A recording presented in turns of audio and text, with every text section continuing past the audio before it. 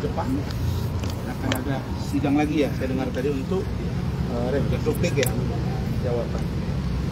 Nah, saya datang ini tidak memberi dukungan kepada siapapun. Saya tidak mendukung Nikita karena memang Nikita diduga melakukan tindakan yang diduga melakukan.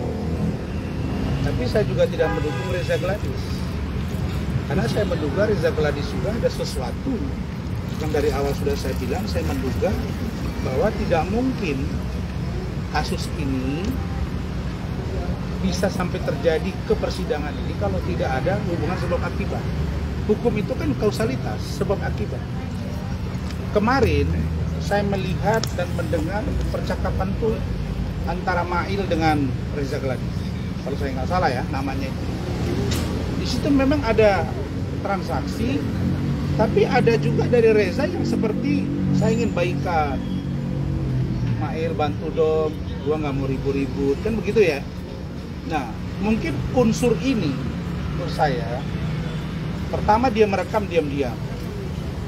Yang kedua, kok kelihatannya Reza tuh takut banget, sehingga dia minta Mail tolong dong sampein, ya. Terus Mail bilang, ya udah kasih aja uang tutup mulut. Gak enak sih kalau sebut angka, kan gitu.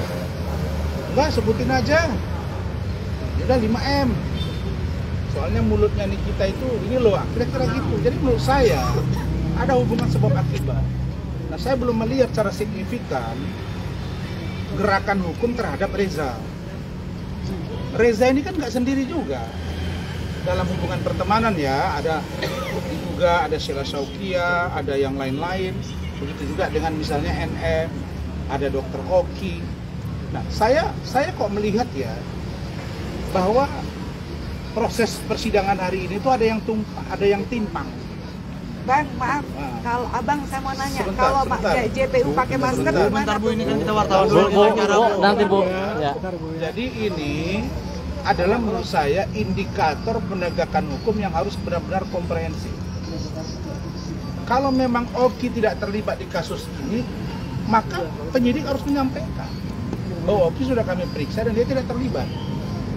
Kalau memang ada yang lain produk kecantikan dari Reza Gladys yang dianggap memang clear, hanya murni ini sebagai sebuah pemerasan lewat media elektronik dan atau TPP, clear, jelaskan juga.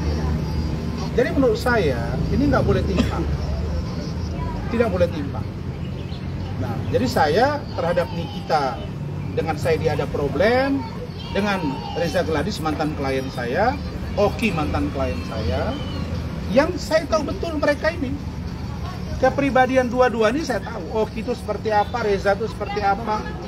Nah, jadi ini harus menurut saya polisi benar-benar on the track mengusut ini.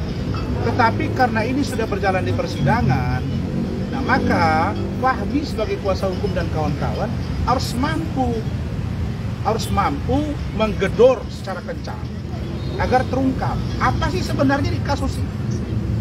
Saya menduga NM tahu kelemahan dari produk dari Glavixia Medica, dugaan saya, sehingga terjadilah kata-kata itu.